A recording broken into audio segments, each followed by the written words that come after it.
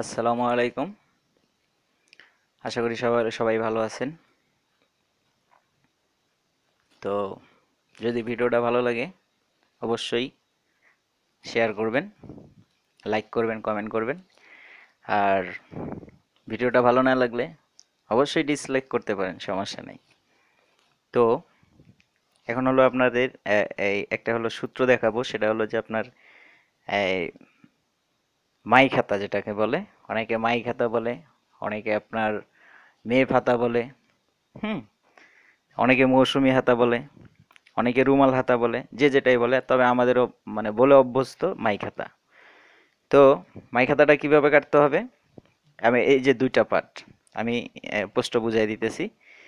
যে মাইকটা হবে আপনার হলো, মাইকটা যদি আপনি 6 দিতে পারেন, 7 দিতে পারেন, যা খুশি তা দিতে পারেন, যত বড় দিবেন সেটা হলো আপনার অভিরুচি। ঠিক আছে? তা আমরা এটা হলো 7 ইঞ্চি দিছি। আচ্ছা, 7 ইঞ্চি যদি মাইক দেওয়া লাগে তাহলে এখানে উপরে আমাদের হাফ ইঞ্চি সেলাই মার্জিন, আর এই পাশে হলো আপনার হলো 1.5 ইঞ্চি সেলাই। ঠিক আছে? 1.5 ইঞ্চি। আর এই যে কাপড়টা, ঠিক আছে, এই যে কাপড়টা এভাবে ডবল ভাঁজ দিয়ে নেবেন। ডবল ভাঁজ কিন্তু ওরপ, ঠিক আছে, ওরপ করে নেবেন ডবল ভাঁজ, যেরকম ভাবে রুমাল ফ্রক কাটলে যেভাবে কাপড় ভাঁজ দিয়ে নিতে হয় ঠিক ওই রকম ভাবে। তারপরে এই যে হাতার 3/4 হাতা যেভাবে কাটে ওভাবেই এখানে 7 ইঞ্চি মাইনাস দিয়ে, ঠিক আছে, আপনি ওই যে 7 ইঞ্চি দিছি, এখানে হলো ওই যে 7 ইঞ্চি মাইনাস, 7 ইঞ্চি মাইনাস দিয়ে আমাদের 17.5 ইঞ্চি, 17.5 ইঞ্চি কেটে নিতে হবে।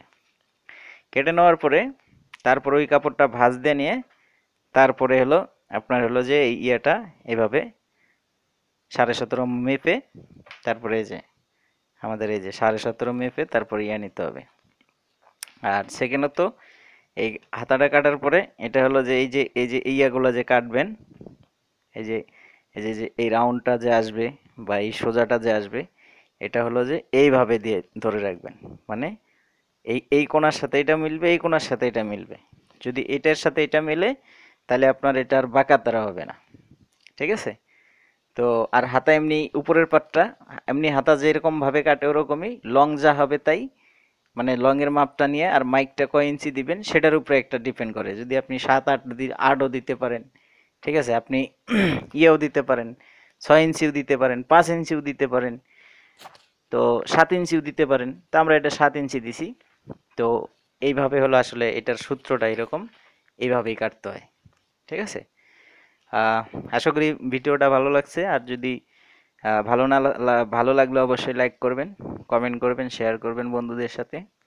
আর কোনো কিছু বুঝতে বাকি থাকলে বা বোঝার সমস্যা হলে অবশ্যই কমেন্টে জানাবেন, আমি জানানোর চেষ্টা করব। ওকে? তো ভালো থাকবেন সবাই। আল্লাহ হাফেজ।